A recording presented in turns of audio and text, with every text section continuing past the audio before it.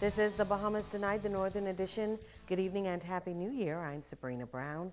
Thank you for joining us. Today marks the official implementation of value-added tax in the country. The controversial 7.5% value-added tax will now be attached to all goods and services. This New Year's Day, consumers shopping at local food stores experienced the direct impact of VAT. Joan Davis-Roll has the story. On the first day of the new year, consumers on Grand Bahama were officially faced with the reality of VAT. Some described the new implementation as a VAT attack. I sick with the VAT. It made me sick because I didn't realize it until I look at my bill and I was like, I don't pay this much and this is my regular bread basket items. And I was like, I forgot today was January 1st. So, and I had to ask the manager, how people going to know that VAT was included, if it's on each item or they did it on the end of the receipt. I feel like it's too much. It's too much. It doesn't make sense to me on certain things. I can understand it being added on some things, but not everything. Because even BTC charging VAT on data now. Residents say they realize that the law is a law, but unfortunately, taxes are going up, but their salaries are not. It doesn't balance out because you're spending more and you're making your regular salary as before or even less. I planning to abide the law, but it should never came. Why is that? Not to Freeport. The government should have found other ways. They got plenty of ways to look into this. About is an excellent thing. You know, government needs extra funding for certain projects. I just hope that they be wise and use it for the good of the Bahamian people. Store executive at Sawyer's Food Store, Kayla Padella, says the transition to VAT was a smooth one. Preparing was a real task because, you know, last minute you're trying to get it. It's the end of the year. You're turning over into the new year and VAT is coming on stream, so it was a real task getting it prepared. Actually, we are still in the process of preparing to display the prices properly, but the turnover was smooth. This morning we had very little or no big reaction towards it. Everybody knew that VAT was coming into place. It's a government thing. We have no control over that. However, Padella's recounted an incident where a customer was taken aback by the new tax and flat out refused to pay VAT. She came in and she came at the register, and when she realized that the first item they scanned, it went up a few cents. So she's like, VAT? I paid no VAT this morning, I for this. And she just left the whole trolley of groceries and she left. I mean, that's beyond our control. It's like I said, it's a government tax. Can someone actually refuse to pay VAT? They can't refuse to pay VAT. I mean, if they refuse it, they have to leave the groceries. We have to charge it. That's not something that Sawyer's is charging. That's a government tax you have to pay on every item. Joan Davis-Roll, ZNS Network News. VAT consultant Keith Worrell says when it comes to compliance from the business community, the response has been overwhelming.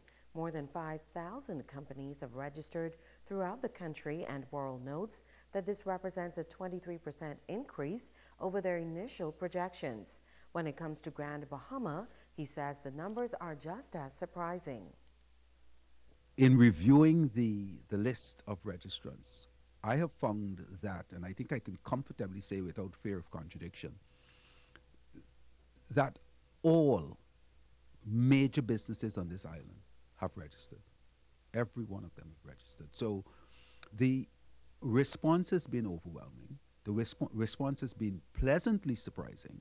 I think that it's testimony to the fact that the business community has paid attention. I think basically we've got the message over, and persons have tried to ensure that they're in compliance with the act. The VAT consultant says the registration process accelerated in late November and continued even up to the eve of its implementation. He believes the proactive campaign by the VAT agency has made a difference. The Financial Secretary did make an announcement with regard to mandatory registration, which came to an end on the 30th of November. And what he was suggesting is that those persons who did not register should actually still proceed to do so before we come to them, all right, to seek their registration. what I have found is that we've still been getting quite a bit of inquiries from the business community, those persons who now understand that it's in their best interests to register whether or not they're at the mandatory threshold. Up to this morning, we've been having inquiries. So the response has been, well, personally, much better than I had anticipated. Worrell says even though VAT has now been implemented, the VAT education process will continue for some time to come. Well, it's a brand new year and many Bahamians ushered in 2015 in church. The watch night service is an old tradition in the country, and many filed into local churches to say farewell to 2014 and welcome a new year. Bishop Sylvie Kemp of Freedom International Ministry talks about the significance of celebrating the arrival of a brand new year. Each year that passes by, we declare the year to be the year of favor and increase, because according to the words of Jesus Christ, he said, this is the year, he's come to bring favor. And so the whole purpose of his anointing, he said, as he came back from the wilderness and stood up in the synagogue, he declared that the Spirit of the Lord was upon him, and for what purposes he had been anointed. And of course, the purpose of his anointing was to set the captives free and to proclaim favor. And so every day of our lives, during this dispensation in which we live, we can expect the favor of God upon our lives if we have committed ourselves to Jesus Christ. Bishop Kemp also reflected on the past year and says at the start of this brand new year, we must be optimistic. As we reflect back on 2014, some of the trials and tribulations that many have come through, times of adversities, of course, with the economic situation being as it is, and of course, even as we look forward, we know that there are going to be even future challenges. But throughout all the challenges that we may face in the upcoming year, we know that when we put our faith and trust in the Lord Jesus Christ and our faith is in God, we can talk to Him about it, and we can always expect that we're going to come out victorious in every circumstance. On this first day of 2015, the president of the Grand Bahama Christian Community is reflecting on the past year and shares his hopes for the year ahead. As we enter a new year, the president of the Grand Bahama Christian Council, Reverend Peter Pinder, is reflecting on the past year, one many described as a year of trials and challenges. Reverend Pinder assumed the top post in the council during a special called election in May after a vote of no confidence was taken against Pastor Keith Meadows, 2 months after he was elected president last January. The economy in the Bahamas has seemingly remained stable, even though it's much less than what we would desire. There are promises of changes in a positive way as it relates to the economy, but we're hoping that will prove to be true. In spite of all the efforts that the government is seemingly making to try to deal with the problem of crime, especially that of murder, they don't seem to be able to do very much about it. So this is another area that we really need to be in prayer about. We can be very thankful that during the past year, during the hurricane season, we did not experience any hurricanes. And then there was the big story from Parliament that sparked widespread debate, the regulation of the gaming industry. While all of the talk has seemingly died down, I believe that it is still fresh in the minds of a lot of people as to the kind of impact that web shop gambling will have on our country. And who could forget the tragic plane crash that killed 9 people, including world-renowned pastor and author Dr. Miles Monroe, on November 9th.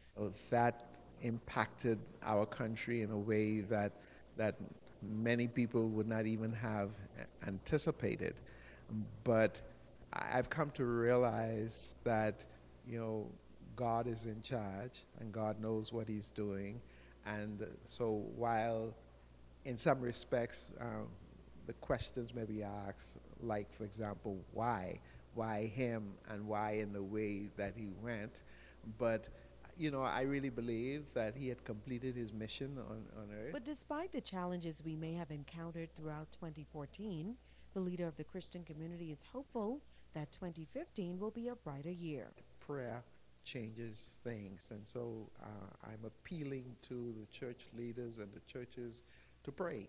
And I believe that through prayer we can change a whole lot of things. Sabrina Brown, ZNS Network News.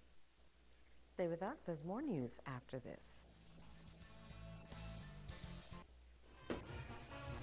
Happy New Year from all of us here at the ZNS Network. Welcome back. A local homeowner is hoping that 2015 will be a better year for her family. Fire destroyed her home several months ago, and today she's still waiting for a settlement from her insurance company. It's been 6 months since their home went up in flames, and owner Karen Akazi says it's been a difficult time for her family. She says the single-story structure on Spinney Road off East Sunrise Highway, which was recently remodeled, was valued around $380,000, and it was insured. But she claims the insurance company is giving them the runaround. They told us we were underinsured when I was going to school. He took up more insurance, but now they're saying we are overinsured. How could you be overinsured if you tell us we were underinsured and over 5 years we've been paying you insurance from you told us we was underinsured? Karen says the battle with the insurance company centers around the extent of the structural damage. They said they had to get a special engineer to come in. We went and got our private engineer to come in to see the structural damage. They said that we could rebuild, that it's not that bad that we can't rebuild. So we went and got England, which is a prominent engineer here in Grand Bahamas. He said that the place is completely destroyed. There's nothing that you can do with it, and it's now a hazardous for the community, which it is, and they haven't done anything. They keep passing the... This distraught homeowner says the ordeal has taken an emotional toll on her family. I was wearing a 15, 16, and now as you can see, I'm 11, 12. When I'm a 4.0 student, I've dropped down to a 3.0. I can thank God for our life, that we're alive, but it still hurts. Karen says her family lost everything and they're struggling to survive. She's making this appeal. Somebody needs to do something about these insurance company that comes to the Bahamas, take your money. Sabrina Brown. Well, the less fortunate in the Freeport area getting a holiday meal courtesy of a concerned citizen.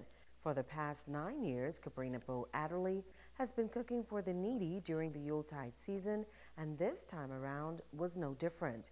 Adderley, with her merry band of helpers, fed scores of people on Christmas Day. For this humanitarian, it is her way of sharing love this Yuletide season. God is so awesome, and He's been so awesome to all of us. Yes, we are going through some trying times. It's very difficult for a lot of people, but if you open your heart and your hand, I believe you'll be surprised as to what will come into it. Because as long as your hand is closed, nothing can ever go into it.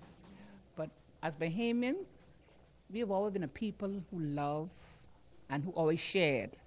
And I believe it is time for us to remember those days and go back to those days. But pulling off the annual feeding program wasn't easy. Adderley says she struggled to get the food supplies this year, but she was determined to keep her dream alive. She's grateful to corporate partner Control Chemicals for making the feeding program a success. This year, I've had some challenges, some serious challenges, but God has come through for me. He came through, and I mean, it's unbelievable. But you say you can never underestimate God and His power to help and in the time of need. Because this year, I had a very bad experience, with some finances. I believe the more we open our hearts and our minds to our surrounding and things around us, the better it will be. And yes, it's rough. Yes, we have a lot of crime. Yes, we have a lot of things that's difficult. But if we focus on the good, we'll find out that the good far outweighs the bad. The annual feeding program was held at the Foster B. Pestina Center. The New Year's Day Junkanoo Parade has been pushed back a bit due to the threat of rain. The parade was initially set to begin at 5 p.m., but coordinators have rescheduled it to 8 o'clock tonight. A total of 10 groups are expected to participate in the cultural show downtown on Pioneers Way. Members of the Sting group say, rain or shine, they will have a good time. Kimberly Mullings reports. Being a Stinger is apparently one of the best feelings in the world, according to Stinger Basil Lewis. I feel excellent. Getting sting, feel good. The swollen don't hurt. Just get bite one more time and think twice. That's all. We caught up with Sting in the shack as they prepare for the New Year's Day Junkanoo Parade Thursday morning. Lewis says they're ready to rush. We did a sting banner. Here you see we inside the shack right now trying to hurry to get the sting banner sorted out.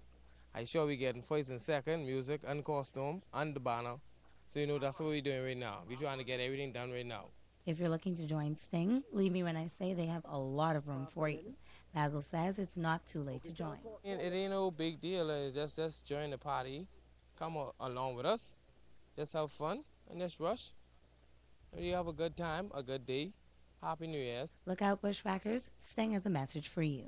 They're in it to win it. I know I come from the back. I know about walking all the bush with cutlass and stuff. I mean, I don't know where they get with the bushwhackers. I know when they walk the bush, I know I get sting. So I know sting in the morning. So let them know sting in the morning, yo. Be sure to look out for their banner, which should be completed shortly before the parade starts this New Year's Day. Kimberly Mullings, ZNS Network News. And since we are talking about Sting, the Sting Junkanoo Group will have a party for the children at Blue Marlin Cove Resort in Boodle Bay this Saturday from 1 to 6 p.m. An adult party is planned for Squeeze Lil T's wholesale and retail bar in West End Saturday evening. Sports is up next with Ricardo Lightborn.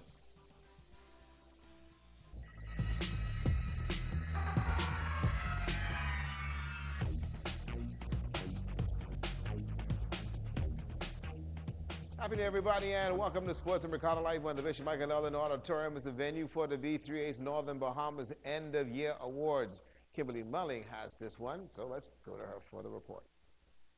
The B3As and GB3As held the first end-of-year award ceremony Tuesday evening under the patronage of ZNS Deputy News Director Ricardo Lightborn. The theme was Excellent, Outstanding, Amazing. The event was put on to highlight local athletes who have represented Grand Bahama nationally and internationally. Keynote speaker for the evening was Olympian Troy McIntosh, who encouraged the young athletes to make the most of their talent.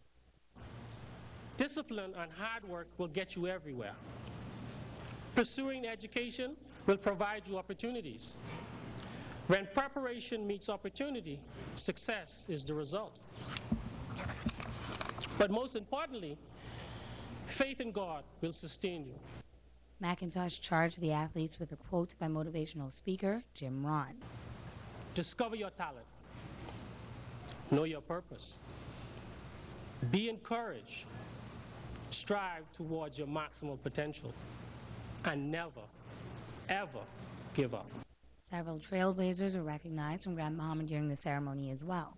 Among them were the late Basil Nemore and Drexel Pinder Sr., Fletcher Lewis Jr., Father Donald Kerr, Patrick Munro, and Anita Doherty. Doherty says she's proud to be honored in such a way and even more proud of the athletes.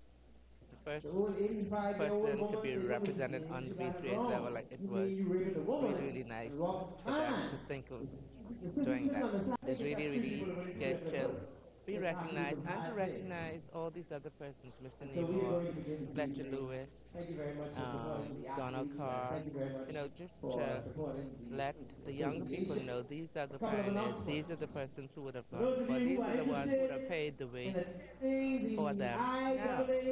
Kimberly Mullings, ZNS Total Sports. Well, the B3's End of Year Awards actually receiving high remarks. Now, I see the awards, Junior Male Female Athletes of the Year, as well as Collegiate Athletes and Senior Athletes in the Northern Bahamas. B3A's Vice President Aaron Lewis added that it's tremendous to be able to award the athletes for their performance and a job well done this season.